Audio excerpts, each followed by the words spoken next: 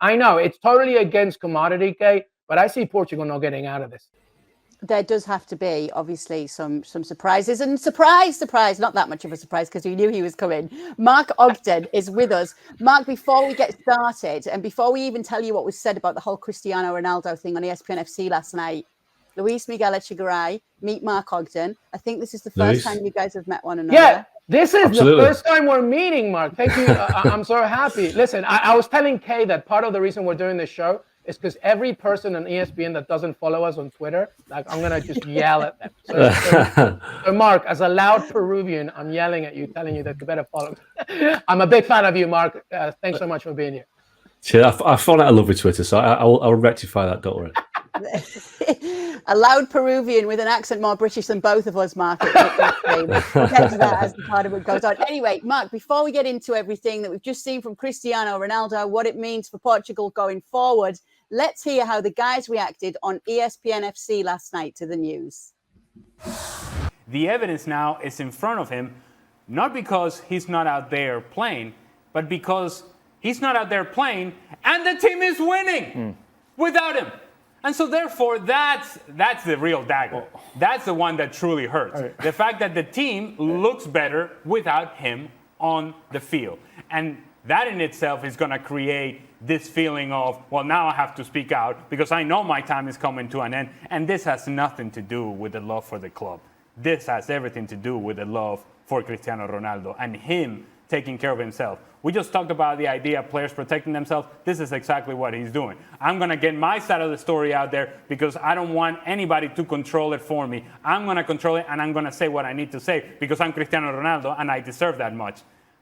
But when you come out and say things like this, I don't think you garner respect or support. I think you garner a feeling of petty, that you come across as being petty and vindictive. Okay, so Mark, we've got you for the first time since hearing this, at least for us here. So we want to talk about the impact this is going to have on Portugal, but what was your initial reaction to what he did and what he said?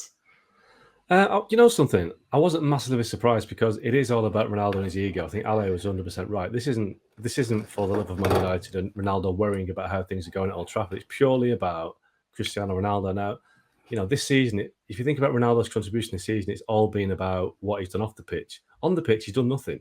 He scored 3 goals, 2 against Sheriff in the Europa League, and a great goal, albeit against Everton in the Premier League. Beyond that, what do we know about Ronaldo this season?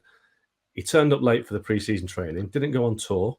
He then left before the end of the game in a friendly against Rayo Vallecano. Then he left before the end of the game after refusing to go on as a substitute against Tottenham. And now he's done this. So it is all about Ronaldo. And I think that the saddest thing about what he said at the weekend was that it came out just hours after United won a really tight game at Fulham without him. Garnacho, the new wonder kid, scores a brilliant Ronaldo-type goal at the end. It was almost like that result was proof that United are moving on without Ronaldo. And then all of a sudden he has to rein it back into himself. It's all about this Cristiano Ronaldo show. It was about him again. So I'm not surprised he's done it. And I think his motivation is purely to get out of the club. He's just trying to force his way out. I said earlier on, it's a desperate act of a desperate man. It's his last desperate act. What else can he do? He's not letting his football do the talking anymore because he can't. It's all about what he does off the pitch. So it's pretty sad, really. He's 38 in February and, you know, he's had a great career, but it's ending on a real sour note. And what another problem as well is, if he's trying to find a club, who wants to take on a guy who's 38, isn't scoring goals, and he's a massive problem in the dressing room? Yeah. Oh, and earns a lot of money as well. Yeah, exactly. That was where I was going, Kay, with that situation. Now, I said at the beginning of the show how I was so done with this Cristiano Manchester United thing. And since the moment he arrived, I said that this was a big, big mistake. Because one, from what Mark just said at the very end there, which he's reaching a part of his career where, you know, whether he likes it or not, he is not the same player he was. And Manchester United are so in love and in touch with their past and, you know, the successes of Sir Alex Ferguson, they forget and dismiss the fact that the most important thing is to look ahead to the present and to the future. And that's not Cristiano Ronaldo. Ronaldo is only about one thing, Ronaldo. And if things are not going his way, he's going to do everything in his opportunity to make sure that he himself comes out as a good person. Look what happened at Juventus. And by the way, if we look back to Real Madrid days, he also pushed himself out of that situation as well. He's always focused on him. Erik Ten Hag is a manager that's trying to push United to the future. Ronaldo is not part of that. All right. So, guys, I'm just interested in how you think this is going to affect things going forward with Portugal. Do you think now, Mark, that's put an added pressure on him because he's put all the attention on him? And then we're going into this World Cup, and already all eyes are going to be on him. It's his last World Cup. But do you think it's added an extra layer now? Maybe, but that's probably what he wanted. He loves pressure. He loves to be the main man, and he is the main man with Portugal. And he probably shouldn't be anymore, because you look at that squad and you look at, Bernardo Silva, Bruno Fernandes, you've got Ruben Dias, you've got some great defenders, great fullbacks. It's a pity that Diogo Jota's missing out, but Portugal are a really strong team, and I feel now that Ronaldo's the handbrake on that team, and Fernando Santos is the guy that won't drop Ronaldo because it's Ronaldo. But I think if you take Ronaldo out, it would make them a better team. But he wants to be the centre of attention. He wants to be the main guy. So if more focus and more pressure's on Ronaldo, in fairness, he tends to deliver. I mean, I remember so many times I've seen Portugal play and he scored the goal or a hat-trick. I mean, the opening game of the 2018 World Cup where he scored that, I think it was a hat-trick against Spain.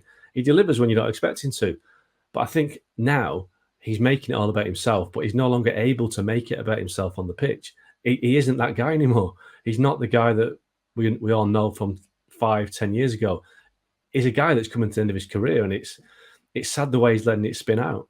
Yeah, I think him coming to the World Cup, Kay and Mark, I think one thing to remember is that the relationship he has with Fernando Santos is as close as he has with Sir Alex Ferguson. So, I don't think Fernando Santos cares one bit what he's saying regarding Manchester United. Fernando Santos cares only about one thing, and that's the Portuguese national team. But Mark brings a good point. This is, Kay, I think, Ronaldo's audition, right? To say, like, listen, I'm still here, I'm still around, and if a club wants me in January, this is what I can offer. So it'll be interesting how it pans out. Thank you very much for watching ESPN FC on YouTube. For more highlights, analysis, and exclusive content, be sure to subscribe.